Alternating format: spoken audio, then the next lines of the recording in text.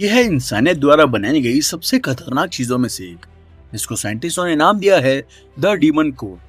1945 में world war 2 के आखिरी दिनों में मैनहट्टन प्रोजेक्ट के साइंटिस्टों ने एक 6 किलोग्राम का प्लूटोनियम स्फीयर बनाया था, जो तीसरे एटॉमिक बॉम्ब के लिए था। लेकिन वॉर खत्म हो गई और उसका इस्तेमाल नहीं हुआ। लेकिन फिर शुरू हुई एक खूनी दास्तान। हैरी डेग्लियन, मैनहट्टन प्रोजेक्ट के एक फिजिसिस्ट, क्रिटिकलिटी को समझने के लिए अकेले लैब में काम कर रहे थे। वो कोर के चारों तरफ टंगस्टन कार्बाइड की ब्रिक्स लगा रहे थे ताकि न्यूट्रॉन्स वापस कोर में ही रिफ्लेक्ट हो जाएंगे। लेकिन जैसे ही न्यूट्रॉन डिटेक्टर्स में अलार्म बजा, हैरी समझ गए कि कोर सुपर क्रिटिकलिटी की तरफ बढ़ रहा है, जो एक एटम बॉम्ब में बदल सकता था। और घबराहट में उनके हाथों से एक ब्रिक फिसल कर कोर में गिर गई।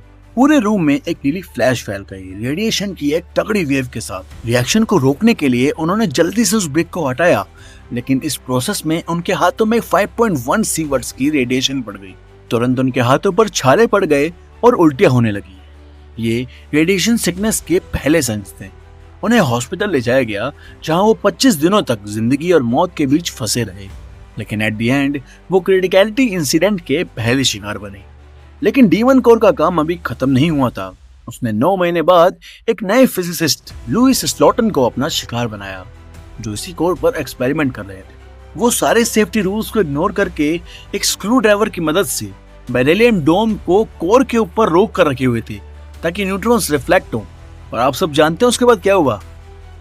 स्क्रू ड्राइवर फिसल गया, डोम कोर के ऊपर गिर गया और फिर से लैब में वही नीली फ्लैश। स्लॉटिन ने तुरंत डोम को हटाकर रिएक्शन को बंद किया, लेकिन तब तक रेडिएशन पूरे रूम में फैल चुकी थी।